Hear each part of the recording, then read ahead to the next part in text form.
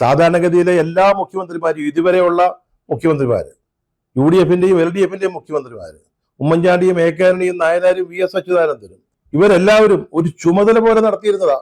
ബുധനാഴ്ചത്തെ മന്ത്രിസഭാ യോഗം കഴിഞ്ഞാൽ പത്രക്കാരുമായിട്ട് സംസാരിക്കുക.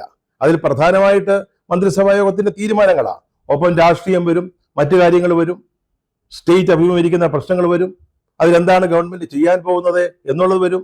ഇതൊരു നല്ല അവസരമായിരുന്നു. അതായത് കേരളത്തിലെ ജനങ്ങളോട് തിരുവനന്തപുരത്തെ പത്രലേഖകരിലൂടെ സംസാരിക്കാൻ കിട്ടുന്ന ഒരു അവസരം. അതുപോലും പ്രയോജനപ്പെടുത്താത്ത ഒരു മുഖ്യമന്ത്രി ഇപ്പോതാ കടക്കൂ പുറത്ത് എന്നുള്ളതൊക്കെ അട്ടത്ത് വെച്ചുകൊണ്ട് നിങ്ങളുടെ അടുത്തേക്ക് വരികയാണ്. വരൂ, നിങ്ങൾ ചോദ്യങ്ങൾ ചോദിക്കൂ, ഞാനതിന് മറുപടി പറയാം, നിങ്ങൾ അകന്ന് നിൽക്കേണ്ട കാര്യമില്ല. എന്നിട്ട് നമ്മുടെ പ്രസ് ക്ലബുകളിലേക്ക് വരിക, അവിടെ നിങ്ങളോട് സംസാരിക്കുന്നു. സന്തോഷം തോന്നാതിരിക്കുമോ? ആനന്ദം തോന്നാതിരിക്കുമോ നമ്മുടെ മാപ്രകൾക്ക്? അതായത് ഒരിക്കല് കടക്കൂ പുറത്തെന്ന് പറഞ്ഞ് പുറത്താക്കിയവർ തന്നെ നമ്മുടെ അടുത്തേക്ക് വരുമ്പോൾ സ്വാഭാവികമായിട്ടും അത്തരത്തിലൊരു സന്തോഷം തോന്നും.